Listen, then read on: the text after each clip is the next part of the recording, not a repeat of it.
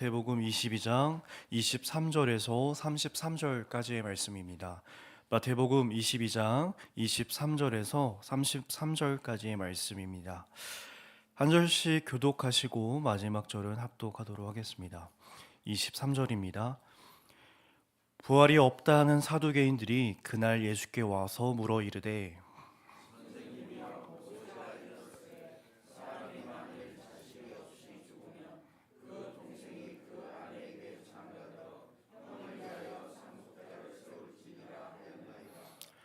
우리 중에 칠형제가 있었는데 마지가 장가들었다가 죽어 상속자가 없으므로 그 아내를 동생에게 물려주고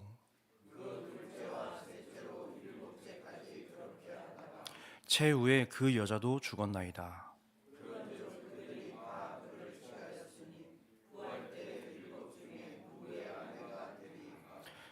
예수께서 대답하여 이르시되 너희가 성경도 하나님의 능력도 알지 못하는 거로 오해하였도다.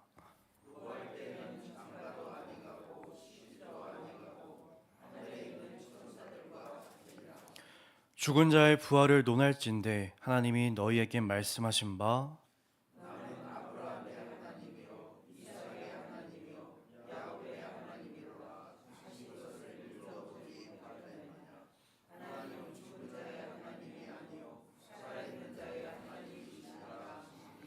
무리가 듣고 그의 가르치심에 놀라더라. 아멘. 우리는 신앙생활을 하면서요, 종종 이제 믿음을 질문하곤 합니다. 그러나 모든 질문이 같은 질문은 아니죠. 어떤 질문은요, 진심으로 답을 찾기 위해서 질문합니다. 그러나 어떨 때는요, 그 어떠한 믿음을 무너뜨리려는 그런 위한 질문이기도 합니다. 오늘 본문에서요, 이 사두개인들이 예수님께 던진 질문이 바로 그런 질문이었습니다. 그들이 예수님께 이렇게 물었죠.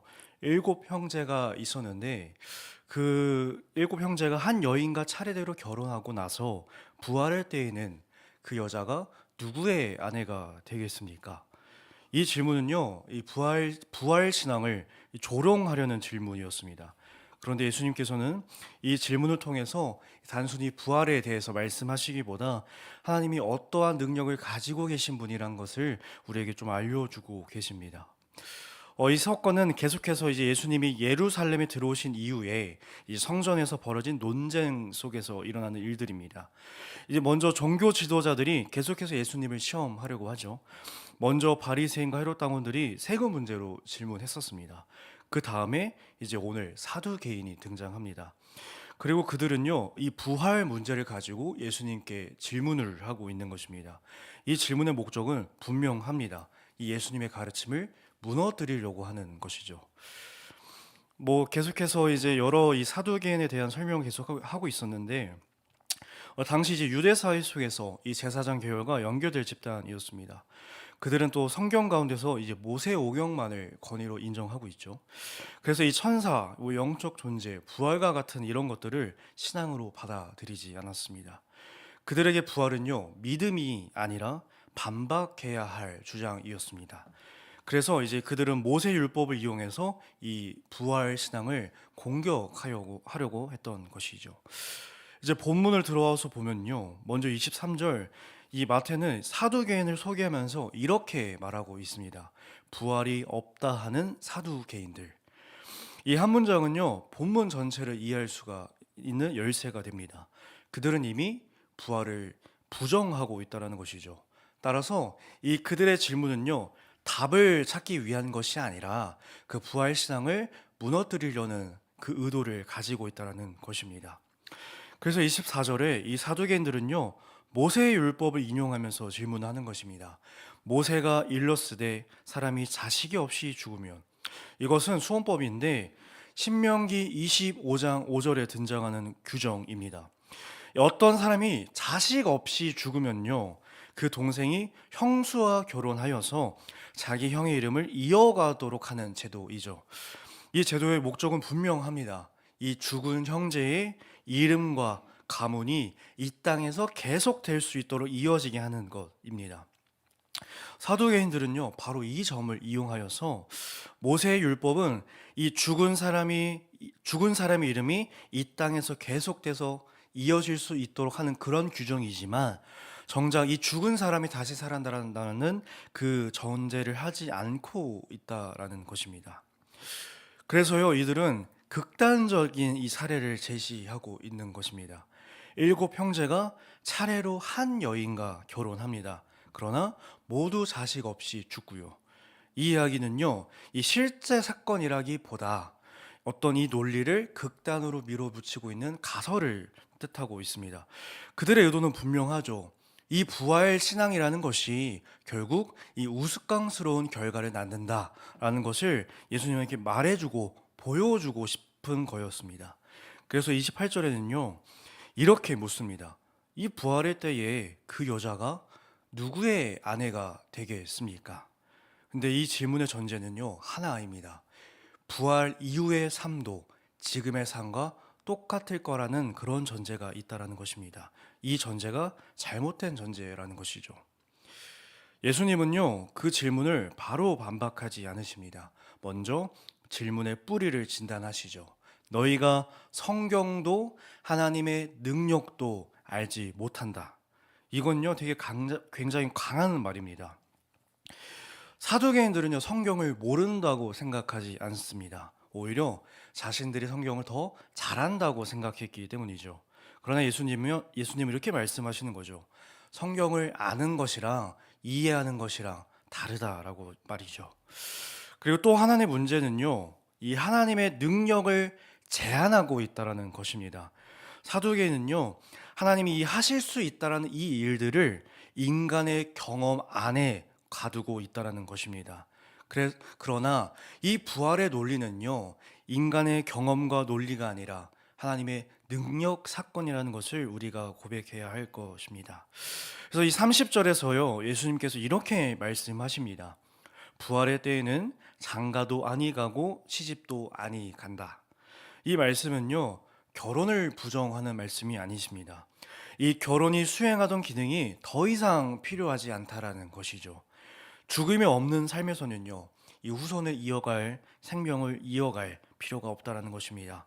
이 부활 이후에 예수님께서 어떤 관계를 가질 것인지 설명하지는 않으시지만요, 부활 후에 누리게 될 관계가 이 부부의 관계보다, 이 땅의 부부의 관계보다 더 친밀하고 더 신뢰하고 더 깊이 이해하는 관계일 것이라는 것은 분명합니다. 그래서 이 부활의 삶은요, 지금의 삶이 단순히 이게 반복되는 삶이 아니라 완전히 이 새로운 삶의 질서가 잡힐 것이라는 것을 우리가 추측할 수가 있는 것이죠. 이제 예수님은요, 부활의 근거를 제시하십니다. 놀랍게도 이 사두개인이 인정하는 성경에서 나옵니다. 출애굽기 3장의 말씀인데, 나는 아브라함의 하나님, 이삭의 하나님, 야곱의 하나님이다. 이 말씀을 하실 때요, 하나님께서 모세에게 말씀하신 거죠. 이때는 아브라함과 이삭과 야곱이 이미 오래전에 죽었던 이 시기입니다. 그런데 하나님은요, 나는 그들의 하나님이었다라고 말씀하시지 않습니다.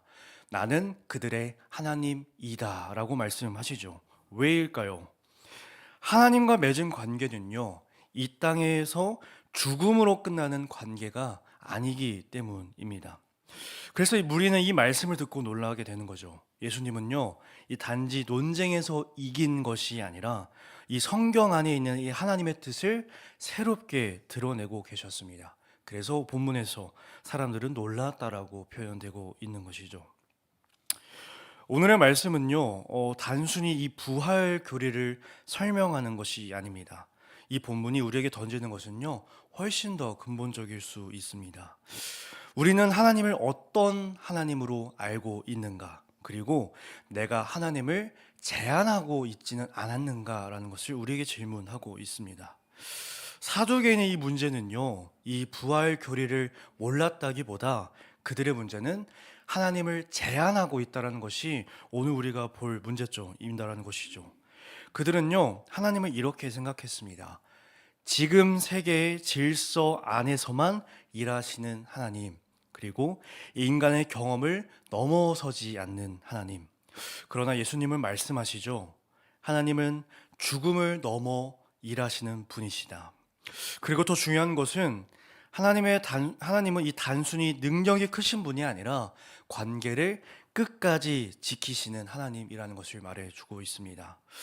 부활은요, 단지 이 인간 존재의 연장이 아니라 하나님의 신실하심의 결과라는 것을 오늘 고백하길 원합니다. 하나님이 참으로 살아계신다라면요, 그분과 맺은 관계도 끝나지 않는다라는 것을 오늘 우리에게 말해주고 있습니다. 어쩌면 우리의 신앙은요, 비슷할 수 있습니다. 우리는 성경을 알고 있죠. 그리고 신앙 정통도 알고 있습니다. 그러나 이 하나님을 과거의 하나님처럼 생각할 수 있다는 것이죠. 그러나 예수님이 말씀하시죠. 하나님은 살아있는 자의 하나님이다. 그래서 하나님이 우리의 하나님이 되신다면 우리의 이야기도 결코 죽음에서 끝나지 않을 것입니다. 하나님을 바로 알게 될 때에 우리는 죽음을 넘어서는 하나님의 능력을 바라보게 될 것입니다. 네, 말씀을 맺습니다. 이 말씀을 준비하면서요, 돌아가신 할머니가 생각이 났습니다. 정말 신앙생활을 정말 열심히 하시던 분이었는데요.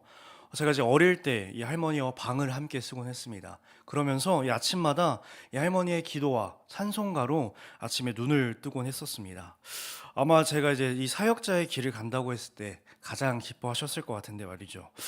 그래서 제가 이제 명절마다 이 납골당에 갈 때면요, 이 납골당 앞에서 문득 이런 생각이 듭니다.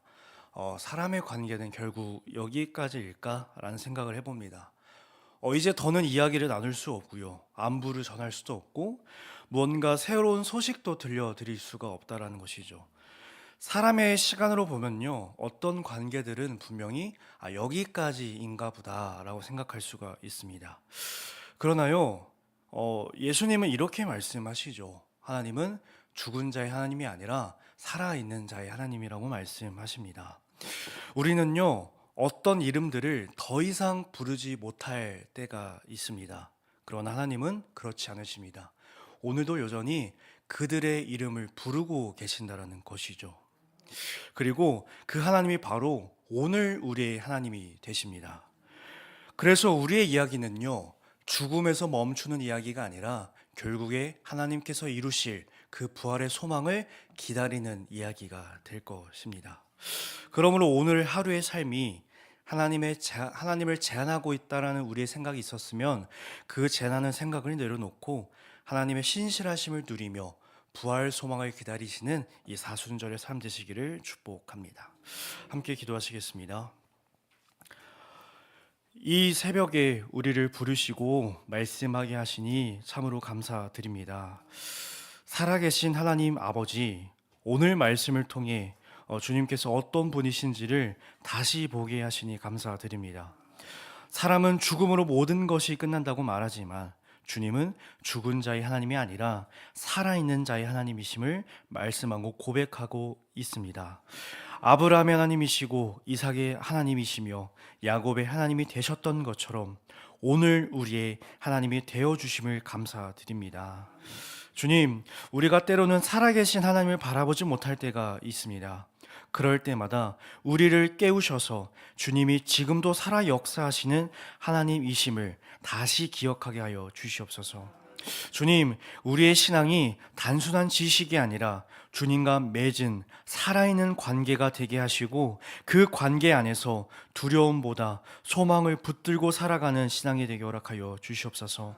하나님이 우리의 하나님이 되셨다면 우리의 이야기는 죽음으로 끝나지 않는다는 것을, 그 소망을 붙들고 살아가게 하시고 매일의 삶 속에서 주님의 그 부활 신앙으로 나아갈 수 있는 우리의 신앙이 되게 허락하여 주시옵소서.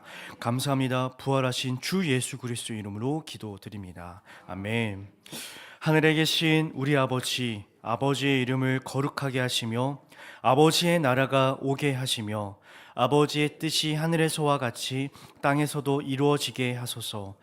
오늘 우리에게 이루어할 양식을 주시고 우리가 우리에게 잘못한 사람을 용서하여 준 것 같이 우리 죄를 용서하여 주시고 우리를 시험에 빠지지 않게 하시고 악에서 구하소서. 나라와 권능과 영광이 영원히 아버지의 것입니다. 아멘. 오늘도 살아계신 하나님을 붙들며 그 그분과의 관계 속에서 소망과 희망을 품어내는 삶이 될 수 있기를 소망하시면서 함께 기도하시겠습니다.